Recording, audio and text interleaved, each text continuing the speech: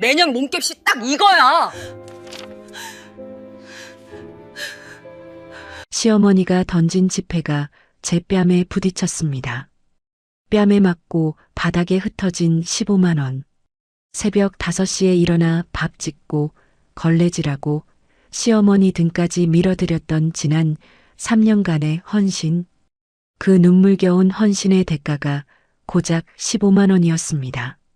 남편은 비웃으며 저를 바라만 보고 있었습니다. 비 오는 그날 밤 저는 그 집에서 개처럼 쫓겨났어요. 하지만 시어머니는 꿈에도 몰랐을 겁니다. 자신이 지금 누구를 건드린 것인지. 저는 더 이상 참지 않기로 했습니다. 20년간 대한민국 정재계를 움직인 그림자 실세. 전화 한 통이면 재벌 회장들이 달려오고 검찰총장도 고개를 숙이는 여자라는 거요. 저는 바로 전화 한 통을 걸었습니다. 윤 회장님, 사람 하나 잘라야겠어요. 잠시 후 시댁은 완전히 뒤집어졌습니다. 대체 그들에겐 무슨 일이 벌어졌을까요? 사연 시작 전에 구독과 좋아요를 눌러주시고 어디에서 듣고 계신지 댓글 남겨주시면 그곳으로 행복이 가득할 수 있도록 바라겠습니다. 수진의 손끝이 가늘게 떨리고 있었습니다. 새벽 4시 주방에는 갖은 양념 냄새가 뒤섞여 코끝을 찔렀습니다. 수진은 사흘째 제대로 잠을 자지 못한 채 도마 앞에 서 있었죠. 충혈된 눈 밑에는 짙은 그늘이 내려앉아 있었고 손가락 마디마디에는 칼에 베인 작은 상처들이 빼곡했습니다. 오늘은 남편 준혁이 장관 후보로 지명된 것을 축하하는 만찬이 열리는 날이었습니다. 수지는 3년 전 이 집에 시집 올 때부터 단 한 번도 자신의 과거를 드러낸 적이 없었습니다. 국내 최대 재벌 가문에서 안살림 총책임자로 일하며 회장님 댁의 모든 비밀을 관리하던 시절 수진의 손을 거치지 않은 일이 없었죠. 하지만 그 화려했던 시절을 뒤로하고 수진은 평범한 행복을 꿈꾸며 모든 것을 내려놓았습니다. 가난한 집안의 딸로 위장하고 오직 사랑 하나만 믿고 이 집에 들어왔던 것입니다. 수지는 냉장고에서 꺼낸 한우 안심을 도마 위에 올렸습니다. 손목을 부드럽게 돌리며 고기의 결을 살피는 눈빛이 사뭇 진지했죠. 평범한 주부의 솜씨라고 하기엔 너무나 능숙한 손놀림이었습니다. 갈비찜, 궁중떡볶이, 구절판, 신선로. 모두 궁중 요리의 정수라 할 수 있는 음식들이었습니다. 수지는 재벌가에서 일하던 시절 수많은 국빈 만찬을 준비해 본 경험이 있었죠. 그때의 기억을 되살려 정성껏 한 접시 한 접시 완성해 나갔습니다. 손님들이 도착하기 1시간 전 수지는 마침내 모든 요리를 테이블 위에 올렸습니다. 고급 도자기 접시 위에 색색의 음식들이 한 폭의 그림처럼 놓였죠. 수지는 지친 몸을 이끌고 화장실 거울 앞에 섰습니다. 부은 눈두덩이를 손가락으로 꾹꾹 눌러보다가 문득 거울 속 자신과 눈이 마주쳤습니다. 예전 같지 않은 얼굴이었습니다. 한때는 누구보다 당당하게 세상을 마주하던 눈빛이 지금은 어딘가 풀이 죽어 있었죠. 수지는 애써 입꼬리를 올려보았지만 거울 속 미소는 어색하기만 했습니다. 저녁 6시 손님들이 하나둘 도착하기 시작했습니다. 현관문이 열릴 때마다 수지는 허리를 깊이 숙여 인사했습니다. 남편 준혁의 직장 상사들, 정치계 인사들, 그리고 시어머니 필순이 공들여 초대한 사교계 지인들까지. 넓은 거실이 비싼 향수 냄새와 웃음소리로 가득 찼죠. 시어머니 필수는 그 한가운데서 마치 여왕처럼 앉아 있었습니다. 목에는 굵직한 진주 목걸이가 걸려 있었고 손가락마다 반지가 번쩍거렸죠. 벼락부자가 된 이후로 필수는 늘 자신의 부를 과시하는 것을 좋아했습니다. 드디어 만찬이 시작되었습니다. 수지는 조심스럽게 음식들을 테이블 가운데로 옮겼습니다. 접시를 내려놓을 때마다 손님들의 감탄사가 터져나왔죠. 세상에, 이 갈비찜 좀 보세요. 고기가 입안에서 사르르 녹아내리는 게 웬만한 명문 한정식집보다 낫네요. 옆에 앉은 중년의 신사가 국물을 한 모금 들이켜며 덧붙였습니다. 간이 과하지 않으면서도 깊은 맛이 나는 게 보통 솜씨가 아닙니다. 정말 일품이에요. 수진의 입가에 작은 미소가 번졌습니다. 사흘밤을 새운 보람이 있구나 싶었습니다. 하지만 그 미소는 오래가지 못했습니다. 시어머니 필순이 젓가락을 들더니 갈비찜을 한 점 집어 입에 넣었습니다. 잠시 씹던 필순의 표정이 일그러졌죠. 수진의 심장이 쿵 하고 내려앉았습니다. 필순이 젓가락을 탁 내려놓았습니다. 그 소리가 어찌나 날카롭던지 시끌벅적하던 테이블이 순식간에 조용해졌습니다. 손님들의 시선이 일제히 필순에게로 쏠렸죠. 수진은 가슴이 조여오는 것을 느끼며 시어머니의 입술을 바라보았습니다. 그 입술이 천천히 열렸습니다. 장관댁 식탁에 이런 투박한 시장 음식을 올려? 필순의 목소리는 차갑고 날카로웠습니다. 마치 얼음 송곳으로 귀를 찌르는 것 같았죠. 수진의 얼굴에서 핏기가 스르르 빠져나갔습니다. 내 친정 수준 어디 안 가는구나. 필수는 비웃듯 코웃음을 쳤습니다. 손님들 사이에서 낮은 웅성거림이 퍼져나갔죠. 수진은 두 손을 앞치마에 꽉 쥐었습니다. 손톱이 손바닥을 파고들었지만 아픈 줄도 몰랐습니다. 어머님, 죄송합니다. 입맛에 안 맞으셨다면 제가 다른 것을. 수진의 목소리가 가늘게 떨렸습니다. 애써 침착하려 했지만 목구멍이 바짝바짝 말라붙었죠. 필순이 손을 휘저으며 수진의 말을 잘랐습니다. 됐어. 음식에서 가난한 냄새가 나. 아무리 꾸며도 티가 나는 법이야. 그 말에 손님 몇몇이 민망한 듯 고개를 돌렸습니다. 하지만 누구 하나 수진을 위해 나서는 사람은 없었죠. 수진은 남편 준혁을 바라보았습니다. 준혁은 와인잔을 만지작거리며 창밖을 보고 있었습니다. 마치 지금 벌어지는 일이 자신과는 상관없다는 듯이요. 수진의 가슴 속에서 무언가가 서서히 무너져 내리는 소리가 들렸습니다. 3년이었습니다.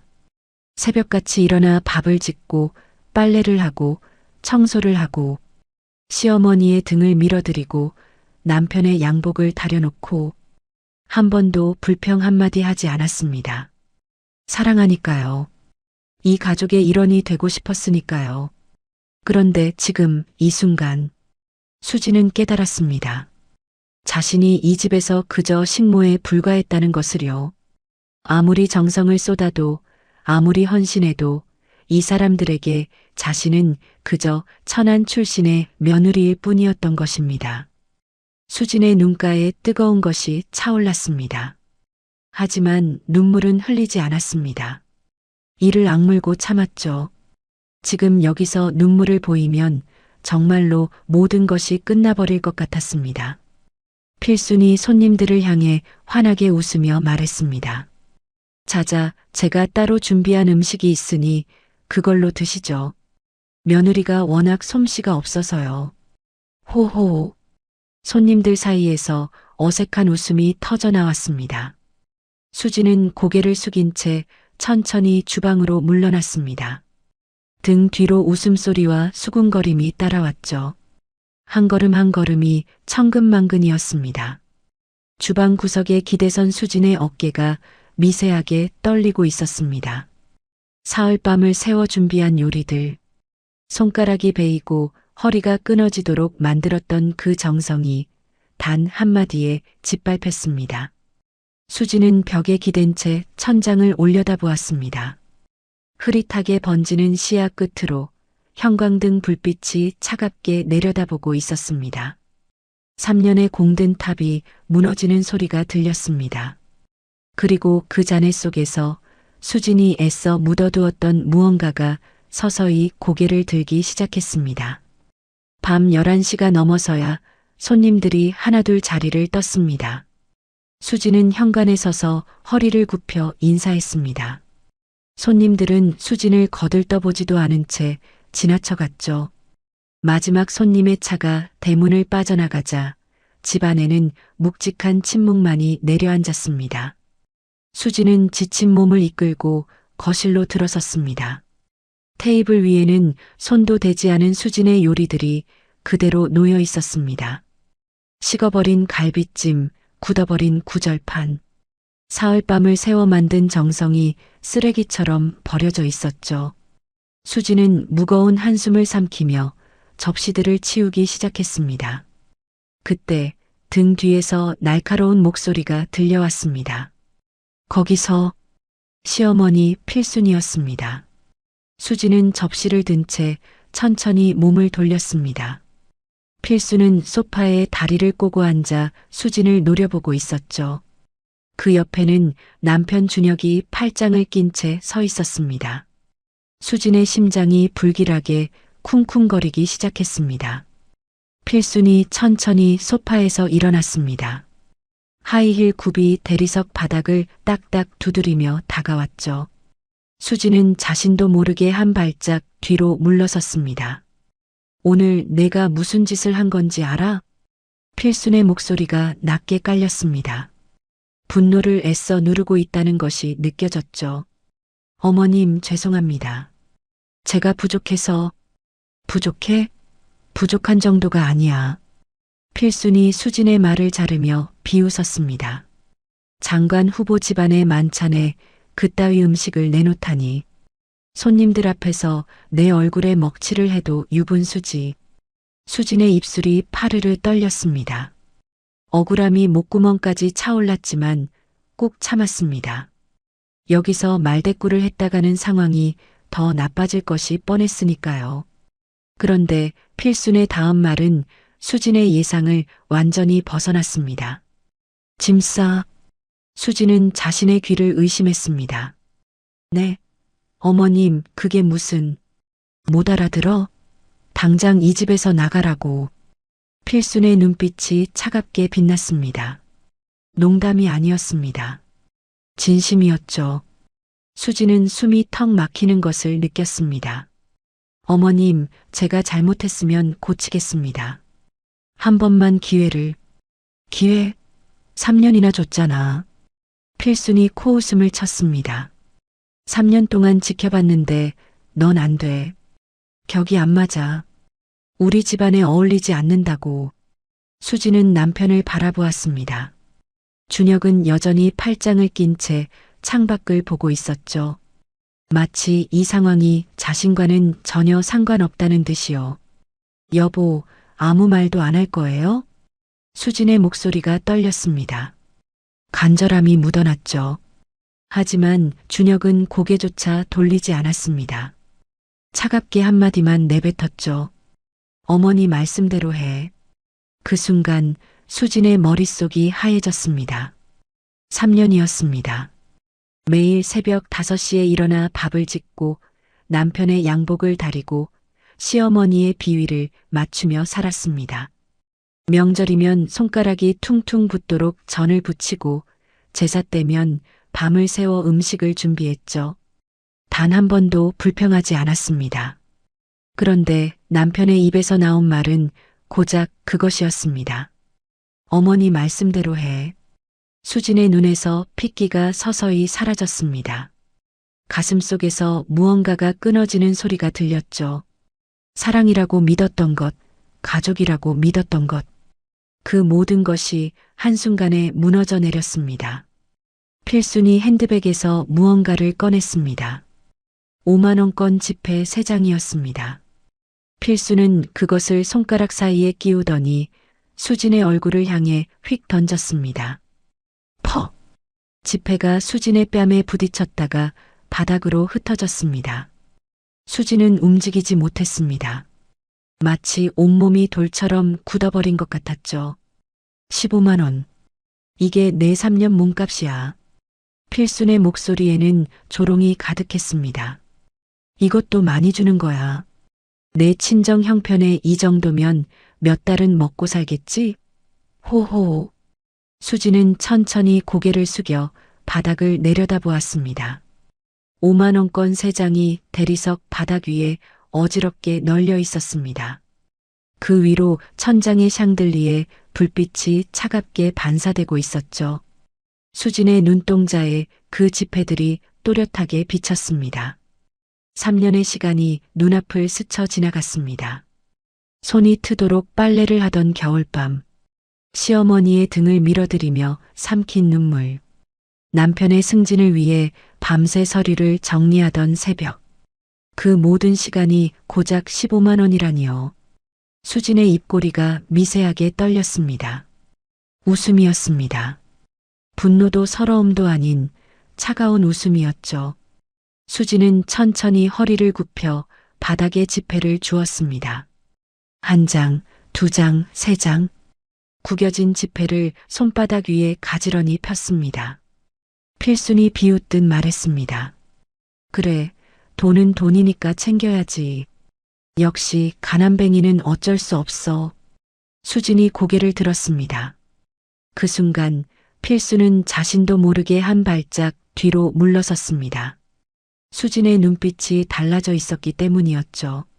3년 동안 고개 숙이고 순종하던 며느리의 눈빛이 아니었습니다. 서늘하고 날카로운 마치 다른 사람 같은 눈빛이었습니다. 수진이 입을 열었습니다. 이 돈 나중에 꼭 다시 돌려드릴게요. 목소리는 낮았지만 또렷했습니다. 떨림 하나 없는 차분한 목소리였죠. 필순의 얼굴에 당혹감이 스쳤습니다. 뭐, 지금 나한테 대드는 거야? 대드는 게 아니에요, 어머님. 수진이 지폐를 접어 주머니에 넣으며 말했습니다. 약속이에요. 반드시 갚겠다는. 수진은 더 이상 아무 말도 하지 않았습니다. 돌아서서 방으로 향했죠. 등 뒤로 필순의 고함이 쏟아졌지만 귀에 들어오지 않았습니다. 방문을 닫은 수진은 잠시 벽에 등을 기댔습니다. 심장이 미친 듯이 뛰고 있었습니다. 하지만 이상하게도 마음은 고요했죠. 3년 동안 자신을 짓누르던 무거운 짐이 한꺼번에 벗겨지는 느낌이었습니다. 수지는 옷장 깊숙한 곳에서 낡은 여행 가방을 꺼냈습니다. 짐을 싸는 손길은 담담했습니다. 화장품 몇 개, 속옷 몇 벌, 그리고 시집 올 때 가져왔던 작은 사진첩 하나. 그것이 3년 동안 이 집에서 수진이 가진 전부였죠. 새벽 2시 수진은 집을 나섰습니다. 아무도 배웅하지 않았습니다. 대문을 나서는 수진의 뒷모습을 지켜보는 사람은 아무도 없었죠. 차가운 새벽 공기가 뺨을 스쳤습니다. 수진은 깊이 숨을 들이마셨습니다. 3년 만에 맡아보는 자유의 냄새였습니다. 수진은 주머니에서 접어둔 5만 원권 3장을 꺼내 가만히 들여다보았습니다. 입꼬리가 천천히 올라갔죠. 차갑고 날카로운 미소였습니다. 기다려요, 어머님. 수진이 나지막이 중얼거렸습니다. 내가 누군지 똑똑히 보여드릴게요. 어둠 속으로 걸어가는 수진의 눈동자가 서늘하게 빛났습니다. 3년 동안 잠들어 있던 그림자 실세가 서서히 눈을 뜨고 있었습니다. 새벽 안개가 자욱하게 깔린 소래포구였습니다. 수진은 낡은 여행 가방을 끌고 좁은 골목길을 걸었습니다. 삐걱거리는 바퀴 소리가 고요한 새벽을 깨웠죠. 골목 끝에 허름한 2층 집 하나가 보였습니다. 페인트가 벗겨진 대문, 녹슨 우편함. 3년 동안 아무도 찾지 않았던 수진의 비밀 아지트였습니다. 수진은 화분 밑에서 열쇠를 꺼내 문을 열었습니다. 뻑뻑한 소리와 함께 문이 열리자 퀴퀴한 냄새가 코를 찔렀죠. 수진은 불을 켜고 천천히 안으로 들어섰습니다. 먼지가 수북이 쌓인 거실, 거미줄이 드리운 창문. 시간이 멈춘 듯한 공간이었습니다. 수진은 가방을 내려놓고 잠시 주위를 둘러보았습니다. 이 집은 수진이 재벌가에서 일하던 시절 마련해 둔 곳이었습니다. 만약을 위해 언젠가 모든 것을 내려놓게 될 나를 위해 준비해둔 피난처였죠. 결국 그날이 이렇게 찾아올 줄은 몰랐지만요. 수지는 안방으로 들어갔습니다. 낡은 장롱이 벽면을 차지하고 있었죠. 수지는 장롱 문을 열고 안쪽 구석을 더듬었습니다. 손끝에 차가운 금속이 닿았습니다. 작은 금고였죠. 수지는 금고를 꺼내 바닥에 내려놓았습니다. 비밀번호를 누르는 손끝이 미세하게 떨렸습니다. 삑. 녹색 불이 들어오며 금고 문이 열렸습니다. 수지는 잠시 숨을 멈추고 안을 들여다보았죠. 검은 가죽 수첩 한 권이 놓여 있었습니다. 수지는 조심스럽게 그것을 꺼내 들었습니다. 표지에는 아무런 글씨도 없었죠. 하지만 이 수첩 안에는 대한민국을 뒤흔들 수 있는 비밀들이 빼곡히 적혀 있었습니다. 수지는 천천히 수첩을 펼쳤습니다.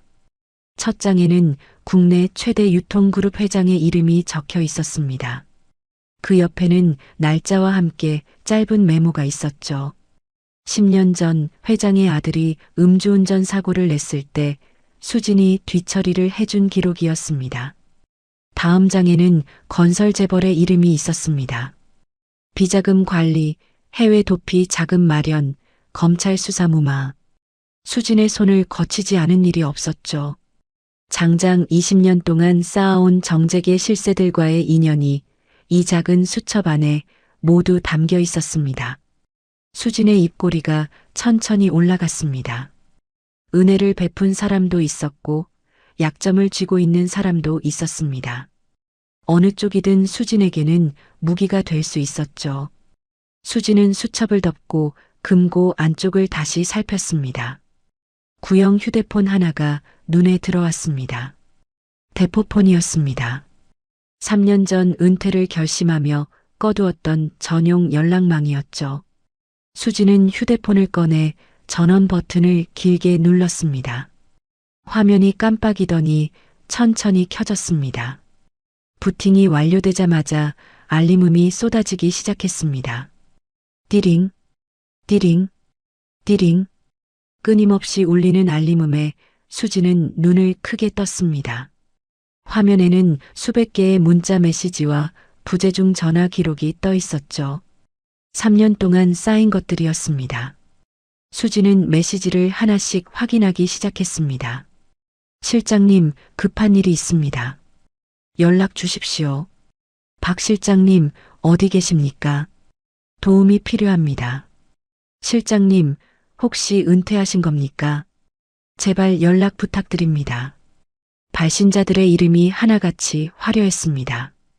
대기업 회장, 국회의원, 검사장. 대한민국을 움직이는 사람들이 수진을 찾고 있었던 것이죠. 수진은 휴대폰을 손에 쥔 채 창밖을 바라보았습니다. 어느새 동이 트고 있었습니다. 붉은 햇살이 소래포구의 바다 위로 번져나가고 있었죠. 수진의 눈동자에 그 붉은 빛이 비쳤습니다. 3년 동안 수진은 평범한 며느리로 살려고 애썼습니다. 과거의 자신을 완전히 지우고 새로운 삶을 시작하고 싶었죠. 하지만 그들은 수진에게 그런 삶을 허락하지 않았습니다. 가난하다고 무시하고 천하다고 구박하고 결국 개처럼 내쫓았죠. 좋아요. 원하는 대로 해드리죠. 수진의 눈빛이 차갑게 가라앉았습니다. 평범한 강수진은 오늘부로 죽었습니다. 이제부터는 그림자 실세 강수진이 돌아올 차례였죠. 수진은 휴대폰을 들어 연락처를 뒤졌습니다. 곧 한 이름 앞에서 손가락이 멈췄습니다. 윤태호, 국내 최대 유통그룹 회장이었습니다. 10년 전 그의 아들이 사고를 쳤을 때 수진이 밤새 뛰어다니며 수습해준 인연이 있었죠. 그때 윤 회장은 눈물까지 흘리며 말했습니다. 실장님, 이 은혜는 평생 잊지 않겠습니다. 수진은 통화 버튼을 눌렀습니다. 신호음이 2번 울리기도 전에 상대방이 전화를 받았습니다. 떨리는 목소리가 수화기 너머로 들려왔죠. 여보세요? 설마 박 실장님이십니까? 수지는 입꼬리를 올리며 대답했습니다. 오랜만이에요, 윤 회장님. 부탁드릴 일이 있어서요. 수화기 너머에서 거친 숨소리가 들렸습니다. 그리고 곧 윤 회장의 목소리가 단호하게 울려 퍼졌죠. 실장님, 모든 말씀만 하십시오. 뭐든 해드리겠습니다. 수지는 창밖으로 떠오르는 태양을 바라보았습니다. 복수의 막이 오르고 있었습니다. 그날 오후 소래포구의 한 고급 횟집이었습니다.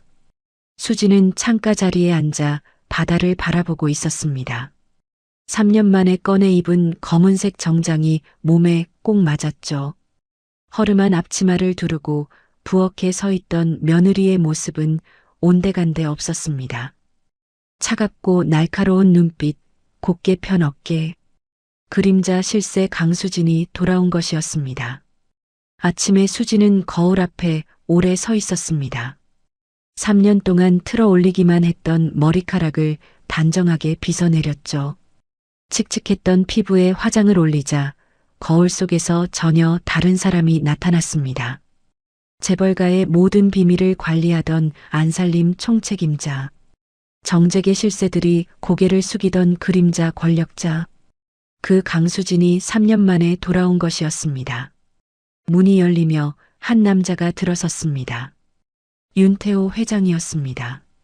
60이 넘은 나이에도 정정한 체격, 은발이 섞인 머리카락, 제게 서열 5손가락 안에 드는 거물이었죠.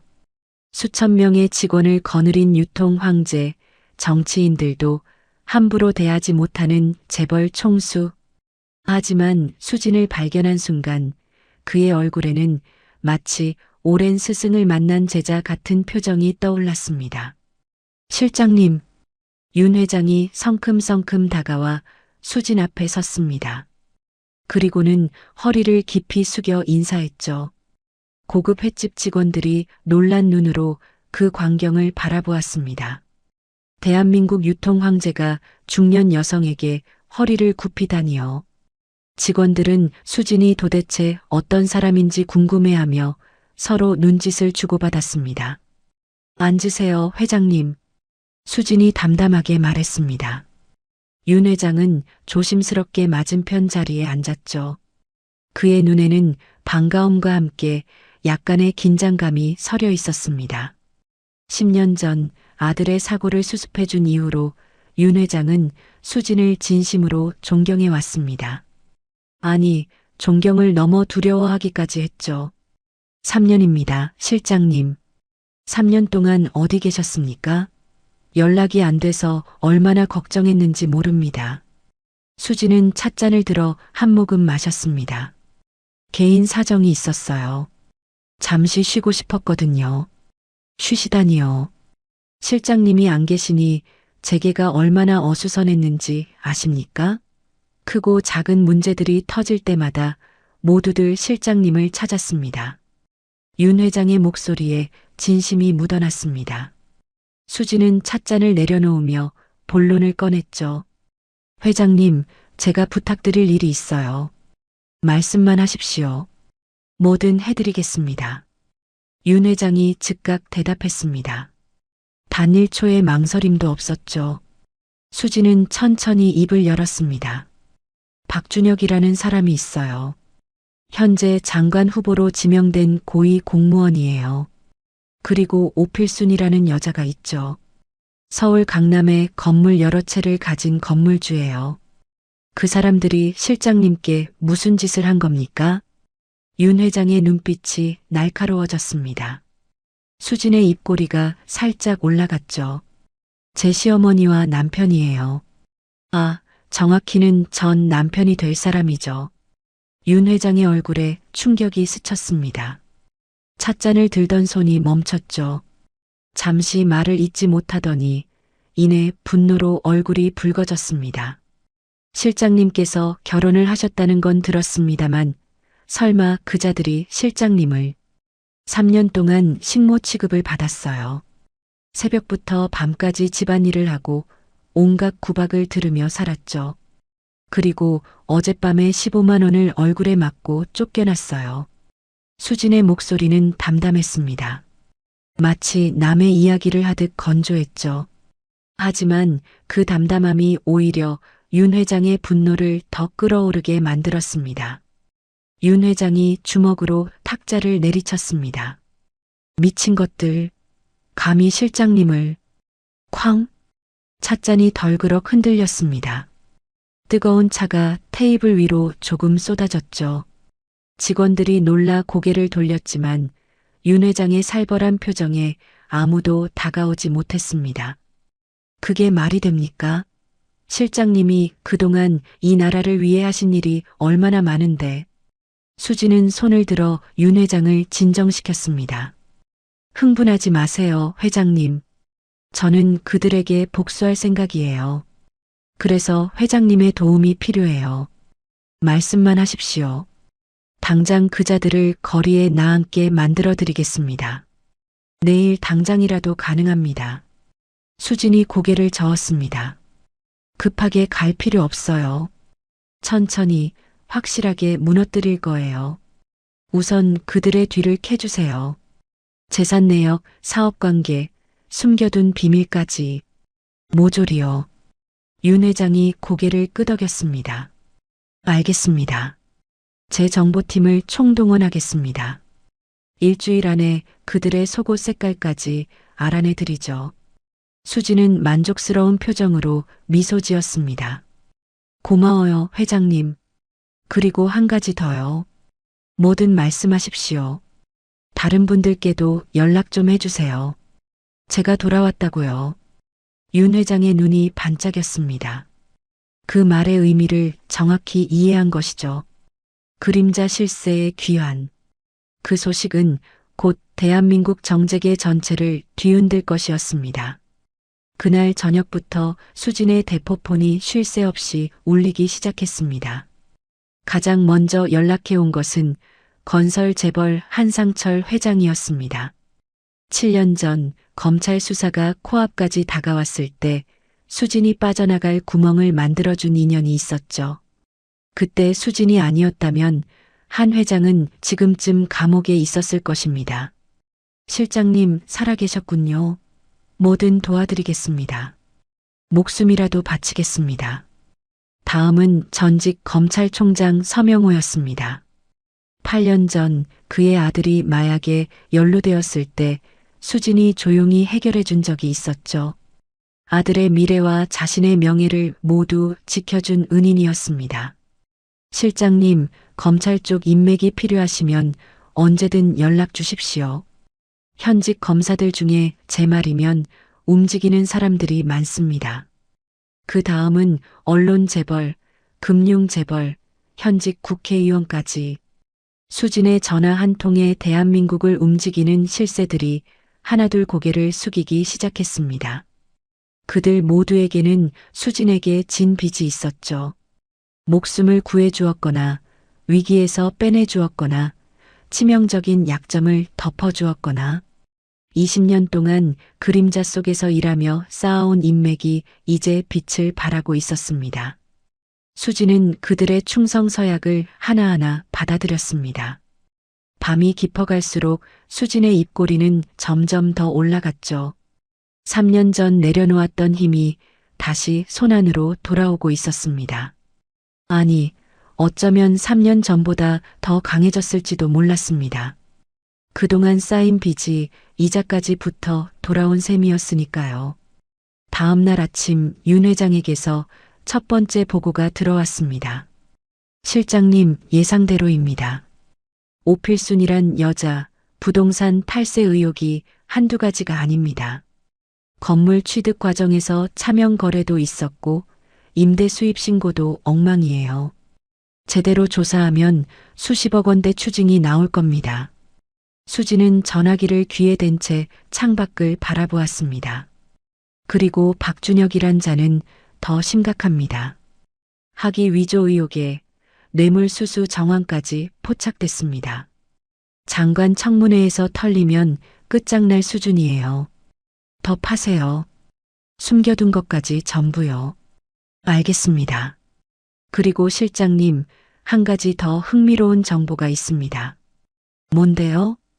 박준혁, 그자에게 내연녀가 있습니다. 재벌가 딸이에요. 그 여자에게 사준 오피스텔이 있는데 그게 오필순의 비자금으로 결제됐습니다. 모자가 공모해서 실장님 몰래 재혼 준비를 해온 겁니다. 수진의 눈이 차갑게 빛났습니다. 남편이 자신을 버리려 했던 이유가 명확해졌습니다. 처음부터 수진은 장관이 되기 위한 디딤돌에 불과했던 것이죠. 가난한 집안 출신의 순종적인 아내. 출세에 방해가 되지 않을 것 같은 무해한 여자. 그렇게 이용만 하다가 더 좋은 패가 생기자 헌신짝처럼 버린 것이었습니다. 수지는 나지막이 웃었습니다. 잘 됐네요. 아주 잘 됐어요. 목소리는 차분했지만 그 안에는 서늘한 살기가 서려 있었습니다. 회장님, 증거를 모아주세요. 빠짐없이요. 그들이 한 짓을 세상에 똑똑히 보여줄 거예요. 한 점 변명의 여지도 남기지 않을 만큼 완벽하게요. 전화를 끄는 수지는 소래포구의 아침 바다를 바라보았습니다. 잔잔한 파도가 햇살에 반짝이고 있었죠. 하지만 수진의 눈에는 그 평화로운 풍경이 들어오지 않았습니다. 머릿속에는 오직 한 가지 그림만 그려지고 있었습니다. 시어머니와 남편이 무릎 꿇고 빌게 될 그날. 수지는 주머니에서 접어둔 5만 원권 3장을 꺼내 펼쳐보았습니다. 구겨진 지폐 위로 아침 햇살이 내려앉았죠. 기다려요. 곧 찾아갈 테니까. 수진의 중얼거림이 바닷바람에 실려 흩어졌습니다. 사냥꾼의 그물이 조금씩 좁혀지고 있었습니다. 일주일이 흘렀습니다. 소래포구의 낡은 2층 집은 어느새 비밀작전 본부로 변해 있었습니다. 거실 테이블 위에는 서류 뭉치들이 산처럼 쌓여 있었고 벽에는 시어머니와 남편의 사진이 붙어 있었죠. 그 아래로 빨간 실이 복잡하게 연결되어 각종 인물 관계도를 만들어내고 있었습니다. 수지는 돋보기를 들고 서류를 검토하고 있었습니다. 윤 회장의 정보팀이 보내온 자료들이었죠. 부동산 등기부등본, 금융거래 내역, 통화기록. 시어머니 필순과 남편 준혁의 지난 10년간 행적이 낱낱이 기록되어 있었습니다. 수진의 눈이 차갑게 빛났습니다. 예상했던 것보다 훨씬 더러웠습니다. 썩을 대로 썩은 뿌리였죠. 수진은 서류를 한 장 한 장 넘기며 그들의 죄를 하나하나 확인해 나갔습니다. 먼저 시어머니 필순의 비리가 드러났습니다. 필순은 원래 시골에서 작은 슈퍼마켓을 운영하던 평범한 아줌마였습니다. 그런데 15년 전 갑자기 서울 강남에 건물을 샀죠. 그 돈이 어디서 났는지 아무도 몰랐습니다. 알고 보니 필수는 친척 이름을 빌려 차명으로 부동산을 사들여왔던 것이었습니다. 세금을 피하기 위해서였죠. 취득세, 양도세, 종합부동산세. 필순이 탄로한 세금만 해도 수십억 원에 달했습니다. 게다가 건물 임대료도 현금으로만 받아 신고를 누락시켰죠. 전형적인 탈세범이었습니다. 수지는 코웃음을 쳤습니다. 장관댁 사돈이 되려면 격이 맞아야 한다고 했죠? 탈세범 주제에 무슨 격을 따져요. 서류를 넘기던 수진의 손이 멈췄습니다. 한 장의 사진이 눈에 들어왔기 때문이었죠. 필순이 어떤 남자와 골프장에서 찍은 사진이었습니다. 수진은 그 남자의 얼굴을 알아보았습니다. 국세청 고위 간부였습니다. 수진의 눈이 가늘어졌습니다. 필순이 그동안 세무조사를 피할 수 있었던 이유가 여기 있었던 것이죠. 뇌물을 먹인 국세청 간부가 조사를 막아주고 있었던 것입니다. 얼마나 썩었는지 끝이 안 보이네요. 수지는 사진을 따로 빼두었습니다. 나중에 요긴하게 쓸 증거였죠. 다음은 남편 준혁의 차례였습니다. 준혁의 비리는 시어머니보다 더 심각했습니다. 장관 후보로 지명될 만큼 출세한 사람이 이 정도로 더러울 수 있나 싶을 정도였죠. 가장 먼저 눈에 띈 것은 학위 위조 의혹이었습니다. 준혁은 이력서에 미국 명문대 석사 학위를 적어 넣었습니다. 그 학위 덕분에 승진이 빨랐고 결국 장관 후보까지 오를 수 있었죠. 그런데 윤 회장의 정보팀이 미국 현지에서 확인한 결과 준혁은 그 대학에 입학한 적도 없었습니다. 완전한 가짜 학위였던 것입니다. 수지는 해당 서류를 읽으며 한숨을 내쉬었습니다. 3년 동안 함께 살면서도 몰랐던 사실이었죠. 아니, 어쩌면 알려고 하지 않았던 것인지도 몰랐습니다. 사랑한다고 믿었으니까요. 하지만 이제 그런 감정은 남아있지 않았습니다. 수지는 냉정하게 다음 서류로 넘어갔습니다. 뇌물수수 내역이 적힌 문서였죠. 준혁은 자신이 맡은 인허가 업무와 관련해 여러 건설업체로부터 돈을 받아왔습니다. 금액이 적게는 수천만 원, 많게는 수억 원에 달했죠. 받은 돈은 모두 시어머니 필순 명의의 차명 계좌로 들어갔습니다. 모자가 한 통 속이었던 것입니다. 어머니가 탈세한 돈으로 아들의 뇌물을 세탁하고 아들은 권력을 이용해 어머니의 탈세를 눈감아주고 완벽한 공생 관계였죠. 수지는 입꼬리를 올리며 중얼거렸습니다. 대단하네요. 가족 범죄 조직이 따로 없어요. 그때 수진의 대포폰이 울렸습니다. 윤 회장이었습니다. 수지는 전화를 받았죠. 실장님, 추가로 확인된 사항이 있습니다. 말씀하세요. 박준혁 그자의 내연녀 건입니다. 내연녀 이름은 최서연, 나이는 32이고 중견그룹 회장의 딸입니다. 둘이 만난 지는 2년 정도 된 것 같습니다. 수진의 눈썹이 꿈틀했습니다. 2년이라면 자신과 결혼한 지 1년밖에 안 됐을 때부터 바람을 피운 것이었죠. 오피스텔 건은 확인됐나요? 네, 강남 도곡동에 20억 원짜리 펜트하우스입니다. 명의는 최서연으로 되어 있지만 실제 돈은 오필순의 비자금 계좌에서 나왔습니다.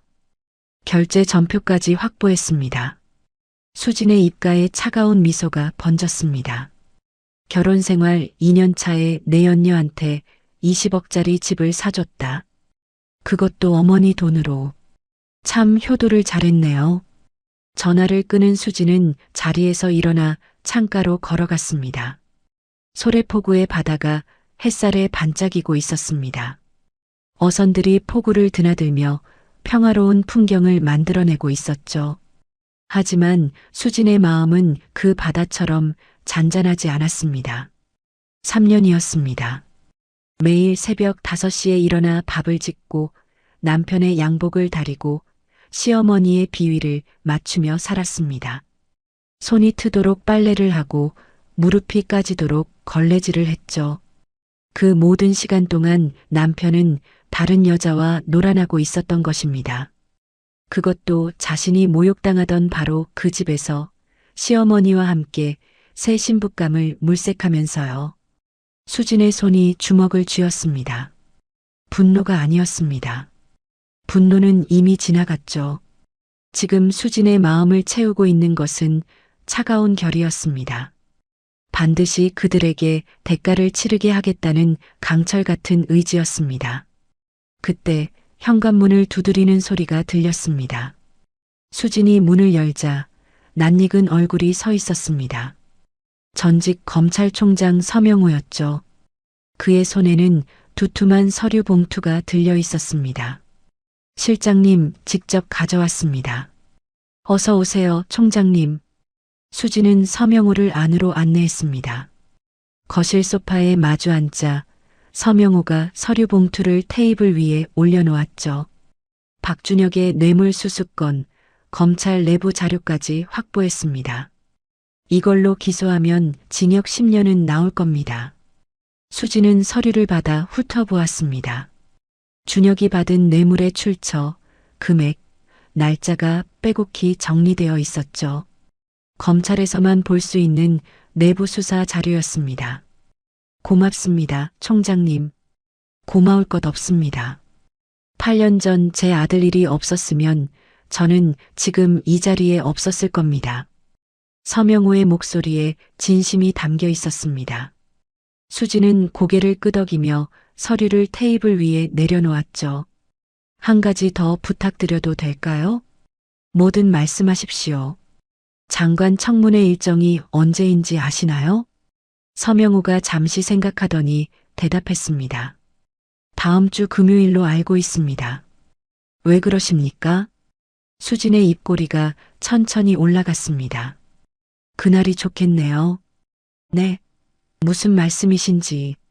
청문회 전날 모든 것을 터뜨릴 겁니다. 학위 위조, 뇌물수수, 내연녀. 전부요. 서명호의 눈이 커졌습니다. 수진의 계획이 얼마나 치밀한지 깨달은 것이죠. 청문회 전날 스캔들이 터지면 준혁은 장관은커녕 공직에서도 쫓겨날 것이었습니다.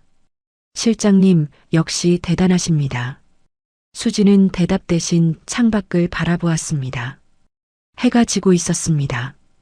붉은 노을이 바다 위로 번져나가고 있었죠. 마치 피가 물드는 것처럼 선명한 붉은빛이었습니다. 수지는 테이블 위에 쌓인 서류들을 내려다보았습니다. 탈세 내역, 차명 계좌, 학위 위조, 뇌물수수, 내연녀 증거. 시어머니와 남편의 모든 죄가 이 서류들 안에 담겨 있었죠. 이것만 있으면 그들을 완전히 무너뜨릴 수 있었습니다.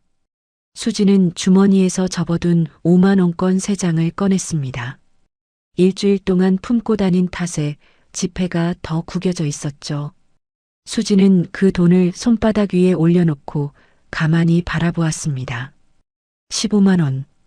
이게 내 3년 값이라고 했죠. 수진의 목소리는 낮고 차가웠습니다. 이 돈 다시 돌려드린다고 했잖아요. 약속은 지켜야죠. 수지는 지폐를 다시 주머니에 넣고 자리에서 일어났습니다. 모든 준비가 끝났습니다. 이제 무대에 오를 일만 남았죠. 수지는 벽에 붙은 시어머니와 남편의 사진을 바라보았습니다. 기다리세요. 이제 곧이에요. 수진의 눈동자가 노을빛을 받아 붉게 타올랐습니다. 사냥감을 몰아넣는 포식자의 눈이었습니다. 청문회를 사흘 앞둔 화요일 저녁이었습니다. 서울 강남의 최고급 호텔 그랜드 볼룸에서는 성대한 파티가 열리고 있었습니다. 청운회 자선 만찬이었죠. 청운회는 상류층 부인들이 모인 사교 모임으로 강남에서 가장 영향력 있는 부인회로 알려져 있었습니다. 오늘 파티의 주최자는 오필순이었습니다. 필순은 이 자리를 위해 몇 달 전부터 준비해 왔습니다. 아들이 장관이 되면 자신도 장관의 어머니로서 사교계 정상에 서게 될 터였죠. 오늘 파티는 그 서막을 알리는 자리였습니다. 볼룸 입구에는 붉은 카펫이 깔려 있었습니다. 샹들리에 불빛이 화려하게 쏟아지는 가운데 명품 드레스를 차려입은 귀부인들이 하나둘 도착하고 있었죠. 다이아몬드 목걸이, 에메랄드 귀걸이, 루비 브로치, 보석들이 조명 아래에서 현란하게 반짝였습니다. 필수는 볼룸 중앙에 마련된 귀빈석에 앉아 있었습니다. 오늘따라 더욱 화려하게 차려입었죠. 프랑스 명품 브랜드의 검은색 이브닝 드레스에 목에는 3줄짜리 진주 목걸이가 걸려 있었습니다. 손가락마다 보석 반지가 번쩍거렸고 귀에는 다이아몬드 귀걸이가 흔들렸죠. 필순의 얼굴에는 자부심이 가득했습니다. 일주일 전 쫓아낸 며느리 따위는 이미 기억에서 지워버린 지 오래였죠. 천한 것은 천한 자리로 돌아간 것뿐이라고 생각했습니다. 지금 필순의 머릿속에는 오직 화려한 미래만 그려지고 있었습니다. 어머, 오 여사님, 오늘 정말 빛나세요. 한 귀부인이 다가와 아첨을 늘어놓았습니다. 필수는 우아한 미소를 지으며 고개를 끄덕였죠. 호호호 과찬이세요. 오늘 오셔서 감사해요. 아드님이 장관 되시면 저희한테도 잘 좀 말씀해 주셔야 해요. 그럼요, 그럼요. 걱정 마세요. 필수는 여유롭게 샴페인 잔을 들었습니다. 입꼬리가 귀까지 올라갔죠. 지금 이 순간만큼은 자신이 세상의 중심인 것 같았습니다. 바로 그때였습니다. 볼룸 입구에서 웅성거리는 소리가 들려왔습니다. 처음에는 대수롭지 않게 여겼죠. 또 어떤 귀부인이 화려하게 등장했겠거니 했습니다. 하지만 웅성거림이 점점 커지더니 곧 볼룸 전체로 퍼져나갔습니다. 저분이 누구야? 어머, 저 드레스 봐. 대체 어디 거지? 저 목걸이 설마 진짜야? 필수는 고개를 돌려 입구 쪽을 바라보았습니다. 그리고 눈이 휘둥그레졌죠. 한 여자가 붉은 카펫 위를 걸어오고 있었습니다. 어깨가 드러난 와인색 드레스가 몸에 완벽하게 맞았고 목에는 눈이 부시게 빛나는 다이아몬드 목걸이가 걸려 있었죠. 긴 머리카락이 어깨 위로 우아하게 흘러내렸고 붉은 립스틱을 바른 입술이 살짝 미소 짓고 있었습니다. 모든 시선이 그 여자에게 쏠려 있었습니다. 그런데 그 얼굴이 이상하게 낯익었습니다. 필수는 눈을 가늘게 뜨고 자세히 바라보았죠. 그리고 순간 심장이 멎는 것 같았습니다. 강수진이었습니다. 일주일 전 15만 원을 던져주며 쫓아낸 그 며느리가 이 자리에 나타난 것이었습니다. 그것도 자신보다 더 화려한 모습으로요. 필순의 손에서 샴페인 잔이 미끄러졌습니다.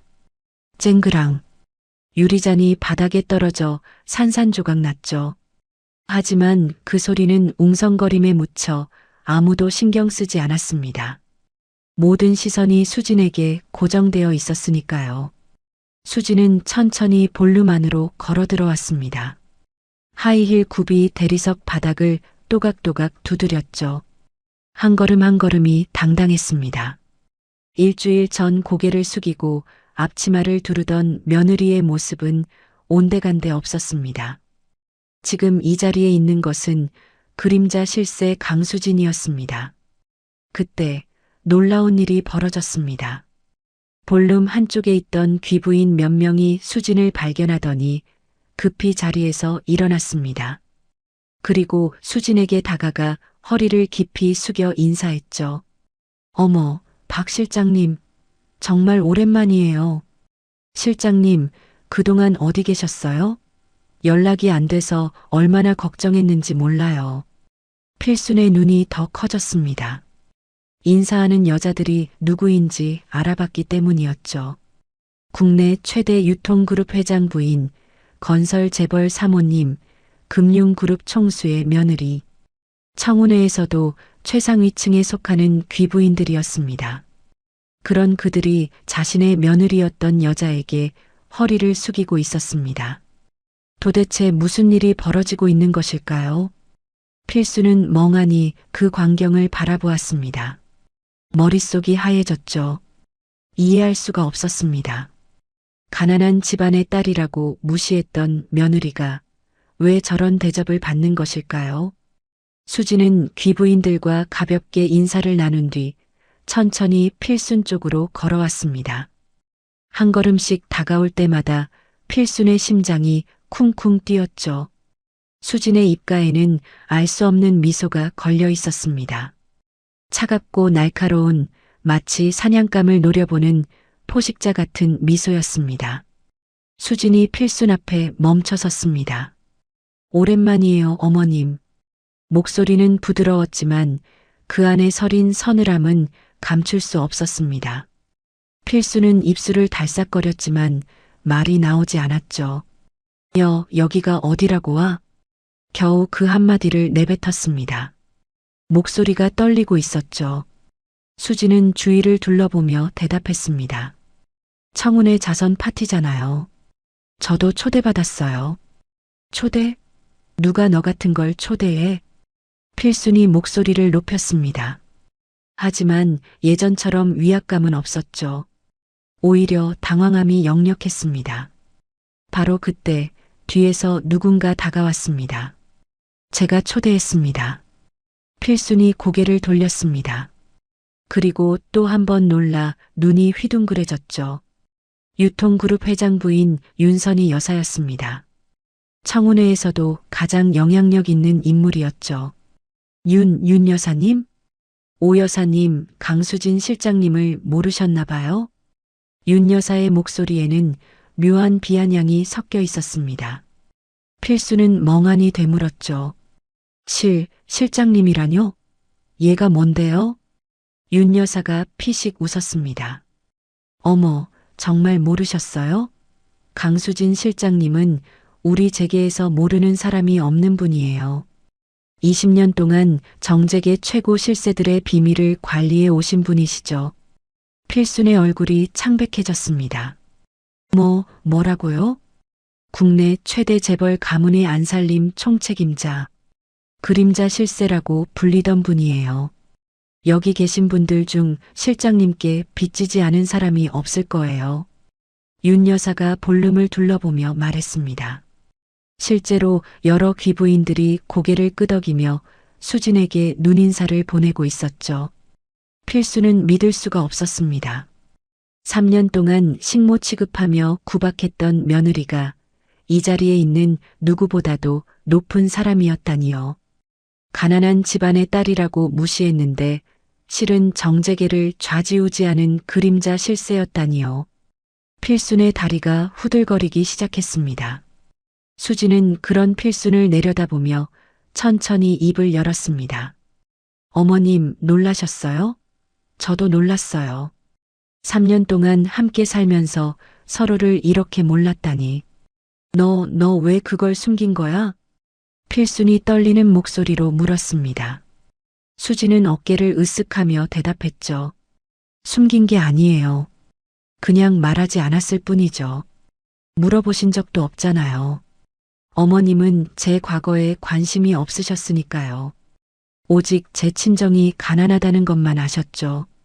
필순의 얼굴이 벌겋게 달아올랐습니다. 그 말이 맞았기 때문이었죠. 필수는 수진이 가난한 집안 출신이라는 것만 알았지 그 전에 무슨 일을 했는지는 한 번도 물어본 적이 없었습니다. 관심도 없었고요. 그저 출신이 천하다며 무시하고 구박했을 뿐이었습니다. 주변의 귀부인들이 수군거리기 시작했습니다. 어머, 저 여자가 박 실장님 시어머니래. 아니, 그 대단한 분을 며느리로 두고 구박을 했다고? 쯧쯧, 눈이 있어도 보석을 못 알아보는 사람이 있더라니까. 수군거림이 점점 커졌습니다. 필순의 얼굴이 붉어졌다, 창백해졌다를 반복했죠. 방금 전까지만 해도 사교계의 여왕이 될 것처럼 뽐내던 모습은 어디로 간 걸까요? 수지는 한 발짝 더 다가섰습니다. 어머님, 오늘 파티 정말 화려하네요. 이 모든 게 어머님이 준비하신 거죠? 그래. 왜? 저기 경매용으로 내놓으신 보석들도요? 필순의 눈이 휘둥그레졌습니다. 볼룸 한쪽에는 자선 경매를 위한 보석들이 전시되어 있었죠. 필순이 직접 준비한 것들이었습니다. 그게 왜? 수진의 입꼬리가 천천히 올라갔습니다. 조금 있다가 그것에 대해 말씀드릴 게 있어요. 잠시만 기다려주세요. 수지는 그 말을 남기고 돌아섰습니다. 귀부인들 사이로 걸어가며 이곳저곳에서 인사를 나눴죠. 모두가 수진에게 먼저 다가와 고개를 숙였습니다. 필순이 3년 동안 무시했던 며느리에게요. 필순은 그 광경을 바라보며 턱이 덜덜 떨리는 것을 느꼈습니다. 뭔가 잘못되고 있었습니다. 크게 잘못되고 있었죠. 하지만 이제 와서 무엇을 어쩌겠습니까? 필수는 억지로 미소를 지으며 평정심을 유지하려 애썼습니다. 그러나 필수는 몰랐습니다. 진짜 폭풍은 아직 시작도 하지 않았다는 것을요. 수지는 볼룸 한쪽에 서서 샴페인 잔을 들었습니다. 잔 속에 담긴 황금빛 액체가 샹들리에 불빛을 받아 반짝였죠. 수지는 그것을 바라보며 나지막이 중얼거렸습니다. 자, 이제 시작이에요. 수진의 눈동자가 차갑게 빛났습니다. 오늘 밤 이 화려한 파티장이 아수라장으로 변할 것이었습니다. 파티가 절정에 달하고 있었습니다. 볼룸 곳곳에서 웃음소리와 샴페인 잔 부딪히는 소리가 울려 퍼졌죠. 귀부인들은 서로의 보석을 칭찬하며 사교에 열을 올리고 있었습니다. 하지만 분위기가 달라진 것은 누구나 느낄 수 있었습니다. 수진의 등장 이후 파티의 중심은 완전히 바뀌어 있었습니다. 필수는 구석자리로 밀려나 있었습니다. 아까까지만 해도 자신을 애워싸고 아첨하던 귀부인들이 이제는 수진 주변에 몰려 있었죠. 필순의 얼굴은 굳어 있었고 손에 든 샴페인 잔이 미세하게 떨리고 있었습니다. 그때 사회자가 마이크를 잡았습니다. 자, 이제 오늘의 하이라이트인 자선 경매를 시작하겠습니다. 볼룸 한쪽에 마련된 전시대에는 화려한 보석들이 진열되어 있었습니다. 다이아몬드 목걸이, 에메랄드 브로치, 사파이어 팔찌, 모두 필순이 이번 파티를 위해 특별히 준비한 것들이었죠. 필순의 표정이 조금 밝아졌습니다. 이 보석들만큼은 자신이 있었거든요. 최고급 보석들을 직접 골라 준비했으니까요. 경매가 성공적으로 끝나면 오늘의 망신도 조금은 만회할 수 있을 것 같았습니다.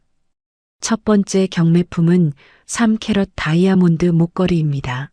시작가는 5천만 원입니다. 사회자의 목소리가 볼륨에 울려 퍼졌습니다. 귀부인들 사이에서 웅성거림이 일었죠.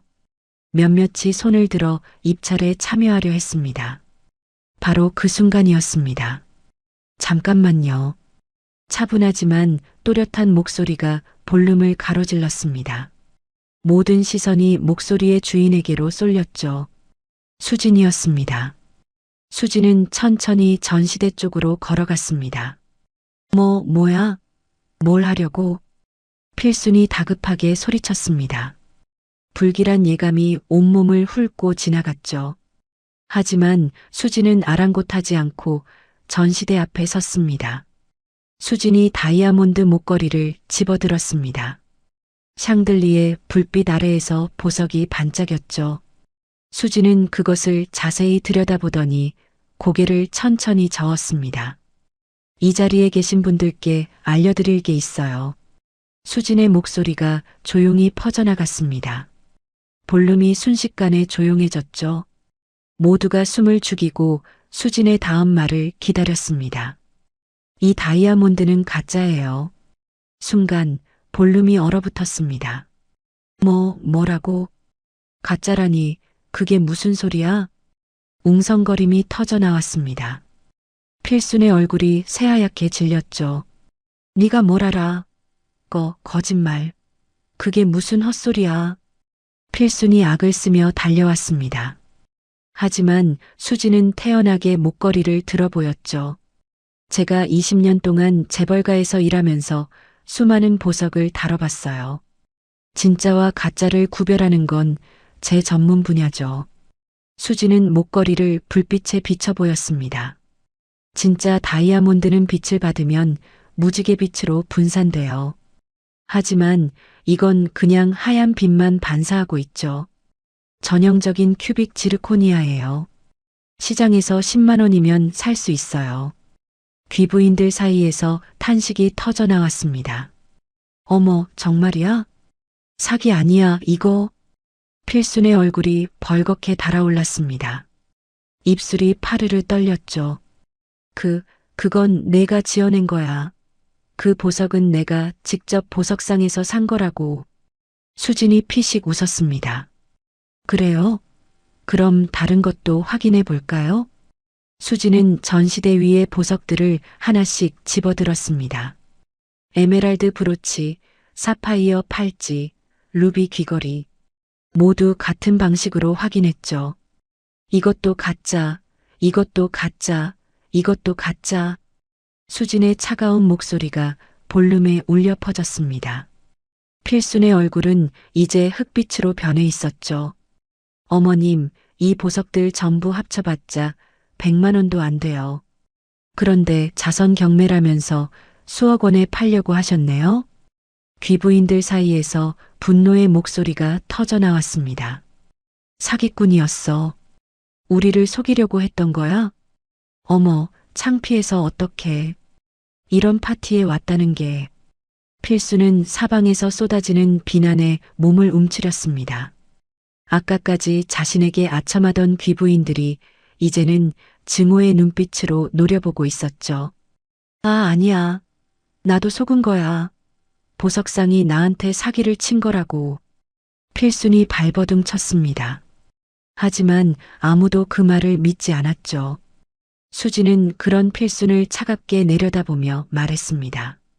어머님, 가짜 보석으로 남을 속이듯 가짜 인생을 사시면 안 되죠. 그 말이 끝나기가 무섭게 볼룸 정면에 대형 스크린이 켜졌습니다. 처음에는 아무도 신경 쓰지 않았습니다. 파티 영상이 나오려나 보다 했죠. 하지만 스크린에 나타난 화면을 본 순간 볼룸 전체가 경악에 휩싸였습니다. 남자와 여자가 호텔방에서 함께 있는 사진이었습니다. 남자는 박준혁이었습니다. 필순의 아들이자 장관 후보로 지명된 고위 공무원이었죠. 그리고 그 옆에 여자는 준혁의 아내인 수진이 아니었습니다. 젊고 화려한 차림의 다른 여자였죠. 저게 뭐야? 박준혁 후보 아니야? 장관 후보가 바람을? 사진은 한 장으로 끝나지 않았습니다. 스크린에는 연속으로 사진들이 넘어갔죠. 두 사람이 레스토랑에서 식사하는 사진, 해외여행을 간 사진, 명품 매장에서 쇼핑하는 사진, 결정적으로 고급 오피스텔 앞에서 함께 들어가는 사진까지 볼륨이 아수라장이 되었습니다. 세상에, 장관 후보가 내 연녀를? 저 여자 누구야? 어디 집 딸이래? 끝장이네. 완전히 끝장이야. 필수는 스크린을 바라보며 그 자리에 얼어붙었습니다. 다리에 힘이 풀려 비틀거렸죠. 옆에 있던 테이블을 붙잡지 않았다면 그대로 주저앉았을 것입니다. 수지는 스크린을 가리키며 말했습니다. 저 여자는 중견그룹 회장의 딸이에요. 제 남편과 2년 넘게 사귀어 왔죠. 그리고 저 오피스텔은 강남 도곡동에 있는 20억짜리 펜트하우스예요. 수진이 필순을 돌아보았습니다. 그런데 재미있는 건 그 오피스텔 구입 자금이 어머님 비자금 계좌에서 나왔다는 거예요. 아드님 내연녀 집을 어머님이 사주신 거죠. 필순의 무릎이 꺾였습니다. 털썩? 그대로 바닥에 주저앉았죠. 하얗게 질린 얼굴로 스크린을 올려다보았습니다. 눈동자가 초점을 잃고 흔들리고 있었습니다. 끝났어. 필순의 입에서 신음 같은 소리가 흘러나왔습니다. 귀부인들은 벌써 휴대폰을 꺼내 사진을 찍고 있었습니다. 이 사건은 몇 시간 안에 인터넷을 뒤덮을 것이 분명했죠. 장관 후보의 불륜 스캔들, 언론이 달려들기 딱 좋은 소재였습니다. 수지는 바닥에 주저앉은 필순을 내려다보았습니다. 어머님, 일주일 전에 저한테 그러셨죠. 격이 안 맞는다고. 우리 집안에 어울리지 않는다고. 수진이 천천히 몸을 숙여 필순과 눈높이를 맞췄습니다. 근데 어머님, 진짜 격이 안 맞는 건 누구였을까요? 필순은 대답하지 못했습니다. 아니, 대답할 수 없었죠. 입술이 파르르 떨릴 뿐 어떤 말도 나오지 않았습니다. 수지는 다시 몸을 일으켰습니다. 오늘은 여기까지예요, 어머님. 하지만 이건 시작일 뿐이에요. 수지는 돌아서서 출구 쪽으로 걸어갔습니다. 귀부인들이 양쪽으로 갈라져 길을 내주었죠. 마치 모세가 바다를 가르듯 수진이 지나가는 곳마다 사람들이 물러났습니다. 볼륨을 나서기 직전 수지는 잠시 멈춰 섰습니다. 어깨 너머로 필순을 돌아보았죠. 바닥에 주저앉아 벌벌 떨고 있는 시어머니의 모습이 눈에 들어왔습니다. 일주일 전 자신에게 15만 원을 던지며 비웃던 그 당당한 모습은 어디로 간 걸까요? 수진의 입가에 쓴웃음이 번졌습니다. 어머님 말씀드렸잖아요.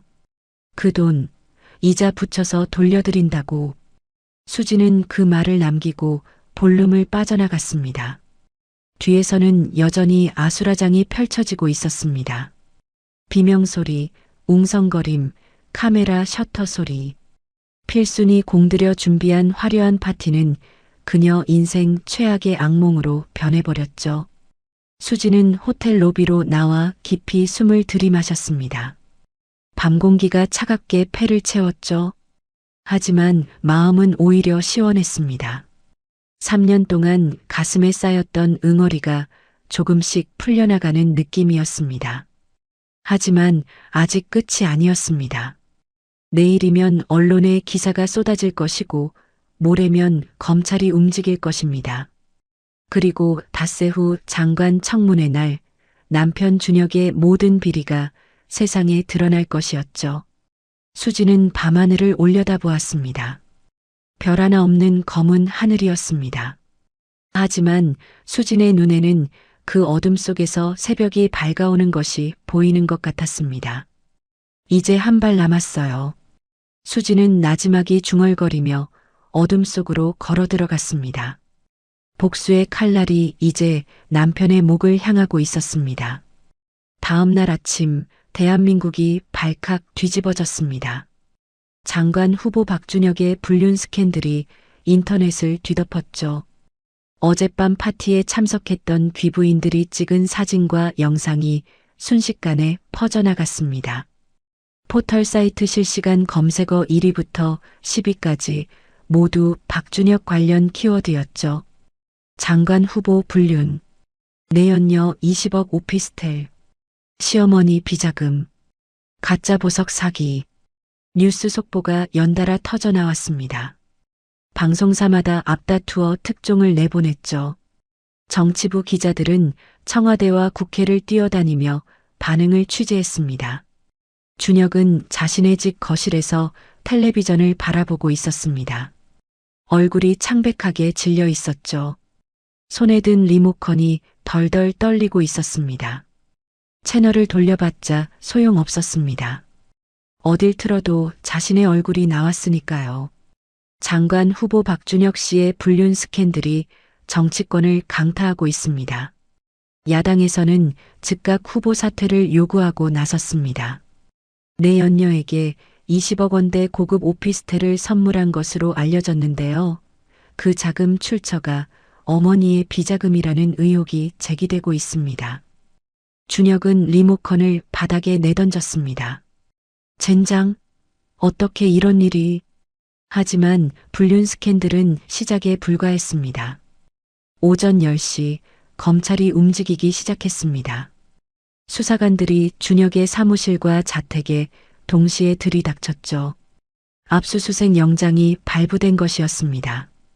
박준혁 씨 뇌물수수 및 직권남용 혐의로 긴급 체포합니다. 검은 정장을 입은 수사관이 차갑게 말했습니다. 준혁은 믿을 수 없다는 표정으로 고개를 저었죠. 뭐라고요? 뇌물이라니 무슨 소리예요? 묵비권을 행사할 수 있고 변호인의 조력을 받을 권리가 있습니다. 자세한 내용은 검찰청에서 조사받으시게 됩니다. 수사관들이 준혁의 양팔을 잡았습니다. 준혁은 발버둥 쳤지만 소용없었죠. 수갑이 차가운 소리를 내며 손목에 채워졌습니다. 이게 무슨 짓이야? 나를 누구로 보고. 나는 장관 후보라고. 준혁이 악을 썼습니다. 하지만 수사관들은 눈 하나 깜짝하지 않았죠.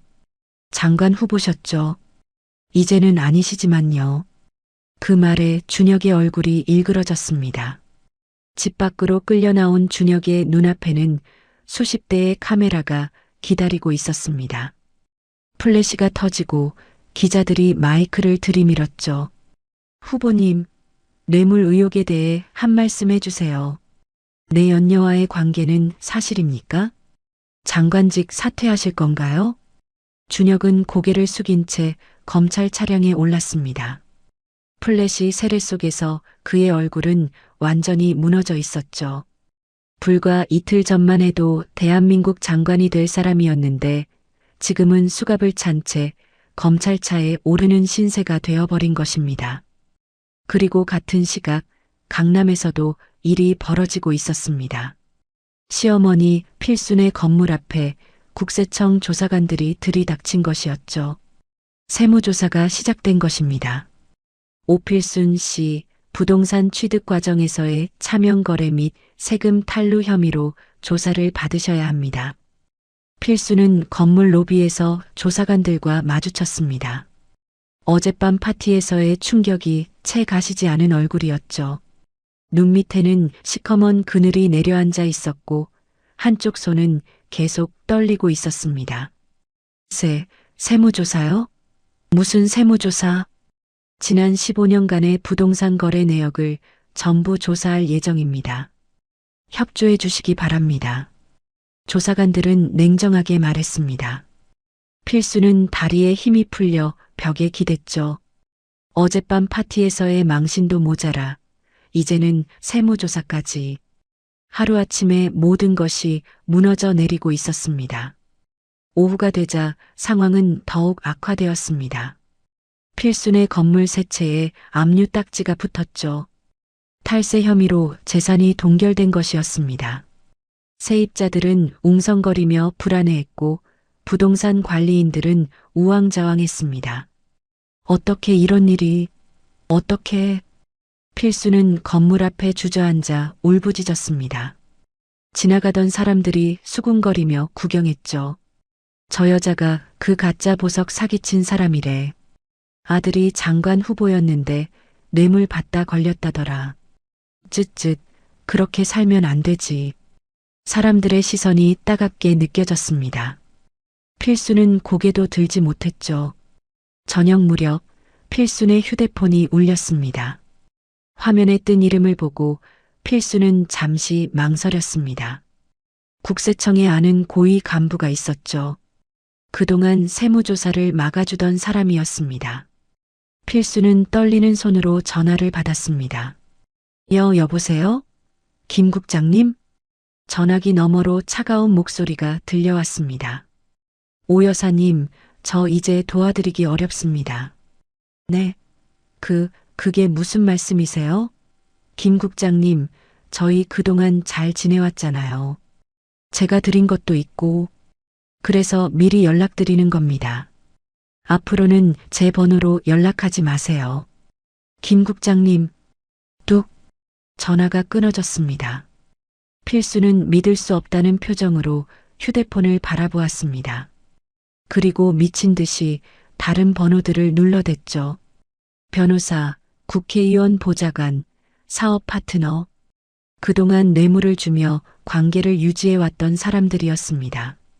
하지만 결과는 모두 같았습니다. 죄송합니다, 오 여사님. 저도 어쩔 수 없어요. 지금 상황이 상황인지라. 연락은 자제해 주세요. 앞으로는 모르는 사이로 지냅시다. 하나같이 등을 돌렸습니다. 필수는 휴대폰을 바닥에 내동댕이 쳤습니다. 화면이 산산조각 났죠. 이 배신자들, 내가 그동안 얼마나 퍼줬는데. 필순이 악을 썼습니다. 하지만 아무 소용이 없었죠. 권력이 사라지자 그 권력에 기생하던 사람들도 모두 사라졌습니다. 세상은 그렇게 냉정했습니다. 한편 검찰에 끌려간 준혁도 비슷한 상황이었습니다. 조사실에서 준혁은 계속 변호사를 찾았습니다. 그동안 자신의 뒤를 봐주던 유명 로펌의 변호사였죠. 하지만 연락이 닿지 않았습니다. 결국 겨우 연결된 전화에서 들은 말은 충격적이었습니다. 죄송합니다, 박 후보님. 저희 로펌에서는 이 건을 막기 어렵습니다. 뭐라고요? 내가 지금까지 자물쇠로 얼마를 줬는데. 그래서 드리는 말씀입니다. 다른 변호사를 알아보시는 게 좋을 것 같습니다. 전화가 끊어졌습니다. 준혁은 조사실 의자에 털썩 주저앉았습니다. 손이 덜덜 떨렸죠. 불과 며칠 전까지만 해도 자신은 승승장구하는 권력자였습니다. 장관 자리가 눈앞에 있었고 재벌가 딸과 재혼해서 더 큰 권력을 거머쥘 계획이었죠. 그런데 지금은 어떻습니까? 장관 후보직은 박탈당했고 긴급 체포되어 조사를 받고 있었습니다. 변호사도 없이 혼자서요. 모든 것이 단 하루 만에 무너져 버렸습니다. 준혁의 머릿속에 한 사람의 얼굴이 떠올랐습니다. 수진이었습니다. 일주일 전 쫓아냈던 아내. 어머니가 15만 원을 던져줄 때 자신은 외면했었죠. 그때 수진의 눈빛이 기억났습니다. 차갑고 서늘했던 그 눈빛. 그때는 몰랐습니다. 그것이 복수를 다짐하는 눈빛이었다는 것을요. 강수진, 내가 이런 짓을. 준혁은 이를 악물었습니다. 하지만 지금 와서 무엇을 어쩌겠습니까? 모든 것이 끝나버린 후였습니다. 그날 밤 뉴스에서는 장관 후보 사퇴 소식이 긴급 타전되었습니다. 장관 후보로 지명되었던 박준혁 씨가 결국 후보직을 사퇴했습니다. 검찰은 뇌물수수 및 학위 위조 혐의로 구속영장을 청구할 예정이라고 밝혔습니다. 앵커의 목소리가 담담하게 사건을 전했습니다. 화면에는 수갑을 찬 채 고개를 숙인 준혁의 모습이 나왔죠. 소래포구의 낡은 2층 집에서 수진은 그 뉴스를 지켜보고 있었습니다. 창밖으로는 어둠이 내려앉아 있었고 멀리서 파도 소리가 들려왔죠. 수진은 텔레비전 속 남편의 모습을 바라보며 찻잔을 들었습니다. 뜨거운 차가 목을 타고 내려갔습니다. 복수의 첫 번째 단계가 완료되었습니다. 남편은 체포되었고 시어머니는 재산을 잃었죠. 그들을 둘러싸고 있던 권력과 인맥은 하루아침에 사라졌습니다. 하지만 아직 끝이 아니었습니다. 바로 그때 수진의 휴대폰이 울렸습니다. 화면을 보니 남편 준혁이었습니다. 검찰 조사 중에 전화를 건 모양이었죠. 수진은 잠시 화면을 바라보다가 통화 버튼을 눌렀습니다. 여보세요. 수진의 목소리는 담담했습니다. 전화기 너머로 준혁의 떨리는 목소리가 들려왔습니다. 수진아. 나야. 제발 도와줘. 내가 나서면 이 상황을 막을 수 있잖아. 제발. 수진은 아무 말 없이 듣고 있었습니다. 준혁의 목소리는 점점 더 애처로워졌죠. 잘못했어. 내가 잘못했어. 다시 시작하자. 응? 다 용서해 줄게. 그러니까 제발. 수진의 입꼬리가 살짝 올라갔습니다. 용서해 준다고요? 응. 다 용서해 줄게. 그러니까. 아. 수진이 말을 끊었습니다. 착각하셨네요. 준혁의 말이 멈췄습니다. 수진은 차갑게 말을 이었죠. 용서를 구해야 할 사람은 당신이에요. 그리고 제 남편 박준혁은 일주일 전에 이미 죽었어요. 수진아, 다시는 연락하지 마세요. 수진은 그 말과 함께 전화를 끊었습니다. 그리고 휴대폰을 테이블 위에 내려놓은 뒤 창밖의 어둠을 바라보았습니다. 사필기정이었습니다. 죄를 지으면 반드시 벌을 받는 법이죠. 수진은 깊이 숨을 들이마셨습니다. 가슴속에 쌓여있던 무거운 짐이 조금씩 가벼워지는 느낌이었습니다. 하지만 아직 한 가지가 남아 있었습니다. 15만 원. 그 돈을 돌려줘야 했죠. 수진은 주머니에서 구겨진 지폐를 꺼내 들었습니다. 일주일 넘게 품고 다닌 5만 원권 3장이었죠. 이제 곧이에요. 수진은 지폐를 바라보며 나지막이 중얼거렸습니다. 마지막 심판의 날이 다가오고 있었습니다. 일주일이 더 흘렀습니다. 남편 준혁은 보석으로 풀려나 재판을 기다리고 있었습니다. 뇌물수수, 직권남용, 학위 위조. 혐의가 줄줄이 인정되어 징역 10년 이상이 예상된다는 기사가 연일 쏟아졌죠. 화려했던 장관 후보의 추락은 온 국민의 구경거리가 되어버렸습니다. 시어머니 필순의 상황도 다르지 않았습니다. 강남의 건물 세 채는 모두 압류되었고 탈세 추징금만 수십억 원에 달했습니다. 차명 재산까지 전부 드러나면서 남은 것이라고는 아무것도 없었죠. 하루아침에 벼락부자에서 거지가 되어버린 것입니다. 그날 오후 소래포구에 비가 내리고 있었습니다. 수지는 창가에 앉아 빗줄기를 바라보고 있었습니다. 차 한 잔을 손에 들고 멍하니 바깥을 응시하고 있었죠. 복수는 완성되었지만 마음 한구석은 여전히 텅 빈 것 같았습니다. 그때 현관문을 두드리는 소리가 들렸습니다. 쿵쿵쿵. 다급하고 거친 노크 소리였죠. 수지는 천천히 자리에서 일어나 현관으로 향했습니다. 문을 열자 빗속에 두 사람이 서 있었습니다. 시어머니 필순과 남편 준혁이었습니다. 수지는 눈을 가늘게 떴습니다. 일주일 전까지만 해도 화려했던 두 사람의 모습은 온데간데 없었죠. 필순의 머리카락은 비에 젖어 축 처져 있었습니다. 화장기 없는 얼굴에는 주름이 깊게 패여 있었고 눈 밑에는 시커먼 그늘이 내려앉아 있었죠. 몸에 걸친 옷도 구겨지고 더러워져 있었습니다.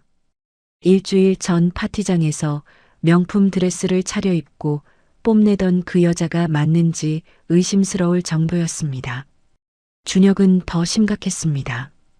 구속 중이던 그가 어떻게 나왔는지는 모르겠지만 얼굴은 완전히 폐인이 되어 있었죠. 광대뼈가 툭 튀어나올 만큼 살이 빠져 있었고 눈은 충혈되어 벌겋게 부어 있었습니다. 한때 승승장구하던 고위 공무원의 위엄은 찾아볼 수 없었죠. 수지는 문틀에 기대선 채 두 사람을 내려다보았습니다. 무슨 일이세요? 목소리는 담담했습니다. 차갑지도 따뜻하지도 않은 무덤덤한 목소리였죠. 필순이 먼저 입을 열었습니다. 목소리가 갈라져 있었죠. 수진아. 3년 동안 단 한 번도 이름을 부른 적 없던 시어머니였습니다. 항상 야, 너, 이것 같은 호칭으로 불렀었죠. 그런 사람이 처음으로 이름을 부르고 있었습니다. 제발 도와줘. 내가 아니면 우리를 도와줄 사람이 없어. 필순의 목소리가 떨렸습니다. 그리고 천천히 무릎을 꿇었죠. 비에 젖은 콘크리트 바닥 위에 무릎이 닿았습니다. 잘못했어. 내가 잘못했어. 3년 동안 너무 모질게 대했어. 제발 한 번만 용서해줘. 필순의 머리가 바닥을 향해 숙여졌습니다. 이마가 젖은 바닥에 거의 닿을 정도였죠. 수지는 그 모습을 아무런 표정 없이 내려다보았습니다. 준혁도 옆에서 무릎을 꿇었습니다. 수진아, 당신이 원하는 게 뭐야? 뭐든 할게. 제발 나 좀 살려줘. 이대로 가면 나는 감옥에서 10년을 썩어야 해. 준혁의 눈에서 눈물이 흘러내렸습니다. 한때 아내를 하인 취급하고 내연녀와 바람을 피우며 더 좋은 혼처를 찾아 이혼을 준비하던 남자였죠. 그런 남자가 지금 빗속에 무릎을 꿇고 울고 있었습니다. 수지는 두 사람을 번갈아 바라보았습니다. 3년 전의 기억이 스쳐 지나갔습니다. 평범한 행복을 꿈꾸며 이 집에 시집왔던 날. 사랑하는 사람의 가족이 되고 싶었고 진심으로 헌신했었죠. 새벽마다 밥을 짓고 빨래를 하고 청소를 하고 손이 트고 무릎이 까져도 불평 한마디 하지 않았습니다. 하지만 돌아온 것은 무엇이었습니까? 음식에서 가난한 냄새가 나. 격이 안 맞아. 우리 집안에 어울리지 않아. 이게 내 3년 몸값이야. 얼굴에 던져진 15만 원. 그리고 방관하던 남편의 뒷모습. 수지는 천천히 주머니에 손을 넣었습니다. 2주일 동안 품고 다녔던 5만 원권 3장이 손끝에 닿았죠. 구겨지고 낡아져서 종이가 보풀보풀해져 있었습니다. 수지는 그 돈을 꺼내 들었습니다. 필순의 눈이 그 돈을 향했습니다. 그건 기억나세요, 어머님? 수진의 목소리는 낮고 차분했습니다. 2주 전에 이 돈을 제 얼굴에 던지셨죠. 3년 몸값이라면서요. 필순의 얼굴이 창백해졌습니다. 기억이 났던 것이죠. 그때 제가 뭐라고 했는지 기억나세요? 이자 붙여서 돌려드린다고 했죠. 수진이 천천히 몸을 숙였습니다. 필순과 눈높이를 맞췄죠. 이자요? 어머님의 건물 세 채, 그게 이자예요. 충분하죠? 필순의 눈이 휘둥그레졌습니다. 입술이 파르르 떨렸죠. 수지는 손에 든 5만 원권 3장을 필순의 얼굴 앞에서 펼쳐 보였습니다. 그리고 이건 원금이에요. 수진이 손을 놓았습니다. 지폐 3장이 바람에 흩날리며 필순의 얼굴 위로 떨어졌습니다. 한 장은 이마에, 한 장은 코 위에, 한 장은 무릎 위에 내려앉았죠. 빗물에 젖은 지폐가 축축하게 피부에 달라붙었습니다. 필수는 움직이지 못했습니다. 고개를 떨군 채 어깨만 들썩이고 있었죠. 울고 있는 것인지 웃고 있는 것인지 알 수 없었습니다. 수지는 몸을 일으켜 준혁을 바라보았습니다. 그리고 당신. 준혁이 고개를 들었습니다. 눈물과 빗물이 뒤섞인 얼굴이었죠. 당신한테는 돌려줄 것도 없어요. 3년 동안 당신한테 받은 게 아무것도 없으니까. 준혁의 얼굴이 일그러졌습니다. 수진아, 제발. 당신이 나한테 준 건 무관심과 배신뿐이었어요. 그러니까 그것도 고스란히 돌려드릴게요. 수진은 차갑게 말했습니다. 앞으로 당신이 감옥에서 어떻게 되든 저는 관심 없어요. 당신이 3년 동안 나한테 그랬던 것처럼요. 준혁의 고개가 힘없이 떨어졌습니다. 더 이상 아무 말도 하지 못했죠. 수지는 두 사람을 마지막으로 내려다보았습니다. 빗속에 무릎 꿇고 있는 시어머니와 남편. 일주일 전만 해도 자신을 개처럼 내쫓던 사람들이었죠. 지금은 자신에게 목숨을 구걸하고 있었습니다. 하지만 수진의 마음에는 아무런 동요도 없었습니다. 연민도 분노도 슬픔도 느껴지지 않았죠. 그저 텅 빈 무관심만이 가슴을 채우고 있었습니다. 어쩌면 그것이 가장 무서운 복수인지도 몰랐습니다. 수지는 입을 열었습니다. 이 돈으로 목욕탕이나 가세요. 필순이 고개를 들었습니다. 눈물과 빗물로 범벅이 된 얼굴이었죠. 그 더러운 욕심 좀 씻어내시고요. 수진의 목소리는 담담했습니다. 냄새나는 건 제 음식이 아니라 당신들의 썩은 속내였어요. 처음부터요. 그 말을 끝으로 수진은 돌아섰습니다. 현관문이 닫혔습니다. 쿵. 무거운 소리가 빗소리 사이로 울렸죠. 문 밖에서는 여전히 두 사람이 무릎 꿇은 채 남아 있었습니다. 비가 계속해서 그들의 등을 적셨죠. 하지만 문은 다시 열리지 않았습니다. 수지는 창가로 돌아가 앉았습니다. 차갑게 식어버린 찻잔을 들어 한 모금 마셨죠. 쓴맛이 목을 타고 내려갔습니다. 창밖으로 빗줄기가 점점 거세지고 있었습니다. 수지는 그 빗소리를 들으며 눈을 감았습니다. 3년간의 서름이, 분노가, 복수심이 빗물에 씻겨 내려가는 것 같았습니다. 이제 정말 끝이었습니다. 수지는 깊이 숨을 들이마셨습니다. 가슴 속에서 무거운 짐이 빠져나가는 느낌이었죠. 이제 나도 나를 위해 살아야지. 수지는 나지막이 중얼거렸습니다. 빗소리가 그 목소리를 조용히 감싸 안았습니다. 복수는 끝났고 새로운 시작이 기다리고 있었습니다. 한 달이 흘렀습니다. 소래포구에는 따스한 봄바람이 불어오고 있었습니다. 바다 위로 갈매기들이 날아다녔고 포구에는 고소한 조개 굽는 냄새가 퍼져 있었죠. 겨울의 차가운 기운이 물러가고 세상이 조금씩 따뜻해지고 있었습니다. 수진의 마음도 그랬습니다. 낡은 2층 집은 한 달 사이에 많이 달라져 있었습니다. 벗겨진 페인트는 새로 칠해졌고 녹슨 대문도 말끔하게 교체되었죠. 마당에는 작은 화분들이 놓여 있었고 그 안에서 봄꽃들이 피어나고 있었습니다. 수지는 마당에 서서 화분에 물을 주고 있었습니다. 햇살이 따스하게 어깨를 감싸고 있었죠. 수진의 얼굴에는 평온한 미소가 걸려 있었습니다.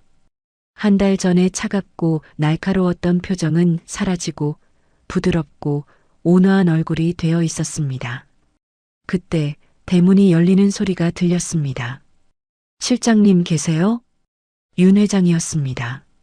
수지는 물뿌리개를 내려놓고 손님을 맞이했죠. 어서 오세요, 회장님. 무슨 일이세요? 그냥 얼굴이나 보러 왔습니다.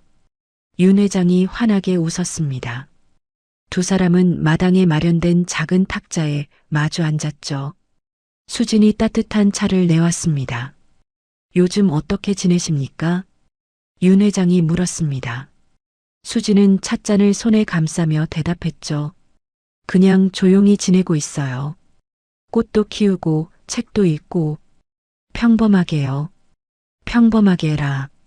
윤 회장이 고개를 끄덕였습니다. 실장님께서 그동안 얼마나 고생하셨는지 아는데 이제 좀 쉬셔야죠. 수지는 미소 지으며 고개를 저었습니다. 쉬기만 하려고요? 아니에요. 새로운 일을 시작하려고 해요. 새로운 일이요?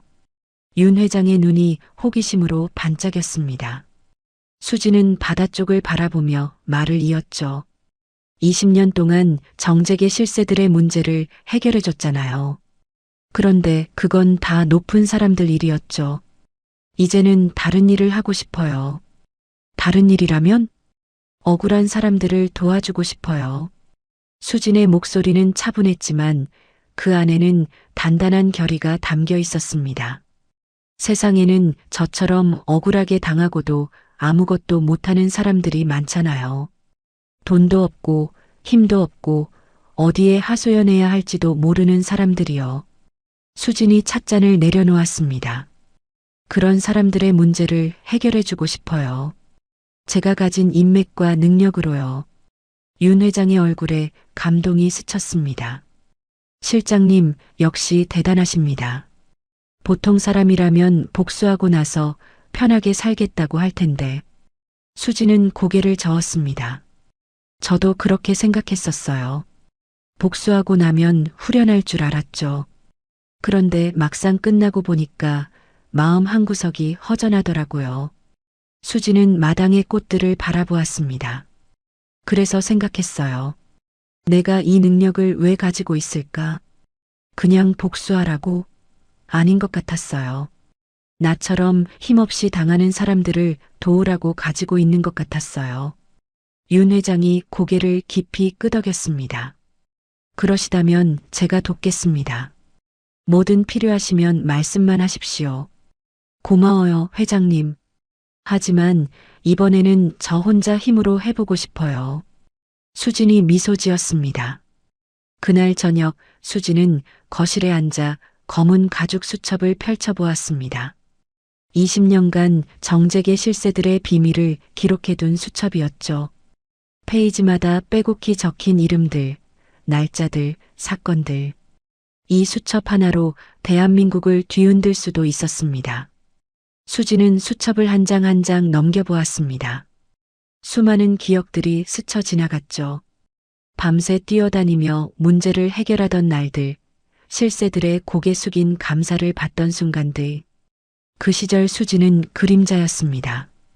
빛나는 사람들 뒤에서 묵묵히 일하는 그림자였죠. 하지만 이제는 달랐습니다. 수지는 수첩을 덮고 자리에서 일어났습니다. 마당으로 나가 작은 화로에 불을 붙였죠. 주황색 불꽃이 타오르기 시작했습니다. 수지는 잠시 수첩을 바라보았습니다. 이 수첩을 불태우면 과거와 완전히 결별하는 것이었습니다. 더 이상 그림자 실세로 살지 않겠다는 선언이었죠. 수지는 깊이 숨을 들이마셨습니다. 그리고 수첩을 불 속에 던져 넣었습니다. 불꽃이 종이를 핥기 시작했습니다. 검은 가죽 표지가 오그라들고 페이지들이 재로 변해갔죠. 20년간의 비밀이 연기가 되어 밤하늘로 올라갔습니다. 수지는 그 불꽃을 바라보며 미소 지었습니다. 가슴이 후련했습니다. 어깨를 짓누르던 무거운 짐이 마침내 사라진 느낌이었죠. 일주일 후 소래포구의 골목 어귀에 작은 간판이 걸렸습니다. 수진 상담소. 화려하지 않은 소박한 간판이었죠. 하지만 그 안에서 벌어지는 일은 결코 소박하지 않았습니다. 첫 번째 손님은 동네에 사는 할머니였습니다. 아들에게 재산을 모두 넘겨줬는데 요양원에 버려졌다며 눈물을 흘리는 할머니였죠. 수지는 할머니의 손을 잡고 이야기를 들었습니다. 그리고 며칠 후 할머니는 다시 자신의 집으로 돌아갈 수 있었습니다. 두 번째 손님은 젊은 부부였습니다. 사기를 당해 전 재산을 잃었다며 막막해하는 부부였죠. 수지는 자신의 인맥을 동원해 사기꾼을 찾아냈고 부부는 돈을 돌려받을 수 있었습니다. 세 번째, 네 번째, 다섯 번째 손님들도 마찬가지였습니다. 수지는 그들의 이야기를 듣고 그들의 문제를 해결해 주었습니다. 돈은 받지 않았죠. 형편이 넉넉한 사람들에게만 음식이나 생필품 정도를 받았습니다. 소문은 빠르게 퍼져나갔습니다. 소래포구에 대단한 분이 살고 있다고, 억울한 일을 당하면 찾아가 보라고, 경찰도 변호사도 해결 못하는 일을 해결해 준다고. 수지는 바빠졌습니다. 하지만 힘들지 않았습니다. 오히려 하루하루가 충만했죠. 누군가를 도울 수 있다는 것, 누군가의 눈물을 닦아줄 수 있다는 것. 그것이 수진에게는 가장 큰 기쁨이었습니다. 어느 날 저녁 수진은 포구의 방파제에 앉아 노을을 바라보고 있었습니다. 바다 위로 붉은 해가 천천히 내려가고 있었죠. 하늘이 주황색, 분홍색, 보라색으로 물들어가고 있었습니다. 갈매기들이 노을 속으로 날아가며 울음소리를 내고 있었죠. 수지는 깊이 숨을 들이마셨습니다. 바다 냄새가 폐를 가득 채웠습니다. 짭짤하고 시원한 바람이 머리카락을 흩날렸죠. 문득 지난 시간들이 떠올랐습니다. 20년 동안 재벌가의 그림자로 살았던 날들, 평범한 행복을 꿈꾸며 시집갔던 날, 3년 동안 구박받고 무시당했던 시간들, 15만 원을 얼굴에 맞고 쫓겨났던 밤, 그리고 복수를 위해 달려왔던 지난 한 달, 파란만장한 시간이었습니다. 하지만 후회는 없었습니다. 그 모든 시간이 있었기에 지금의 자신이 있는 것이니까요. 수지는 미소 지었습니다. 예전에는 누군가의 며느리였습니다. 누군가의 아내였죠. 누군가의 비서였고 누군가의 그림자였습니다.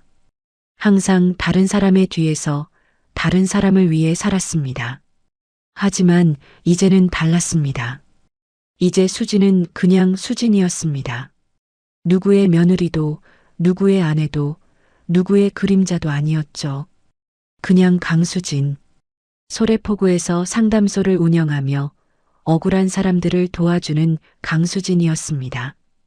그것이 가장 향기로운 삶이었습니다. 노을이 바다 아래로 사라졌습니다. 하늘에는 별들이 하나둘 떠오르기 시작했죠. 수지는 자리에서 일어나 집으로 향했습니다. 골목길을 걸으며 콧노래를 흥얼거렸습니다. 언제 마지막으로 이렇게 노래를 불러봤는지 기억도 나지 않았죠. 집에 도착하자 대문 앞에 누군가 서 있었습니다. 작은 화분을 들고 있는 동네 할머니였습니다. 지난주에 아들 문제를 해결해준 그 할머니였죠. 수진 선생님, 이거 우리 집 마당에서 키운 건데요. 감사한 마음으로 가져왔어요. 할머니가 수줍게 화분을 내밀었습니다. 작은 화분에는 노란 개나리가 피어 있었죠. 수지는 환하게 웃으며 화분을 받았습니다.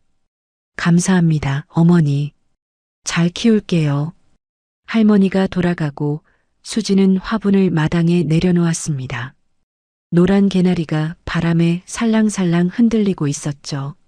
수지는 그 꽃을 바라보며 생각했습니다. 이게 바로 행복이구나. 거창한 것이 아니었습니다.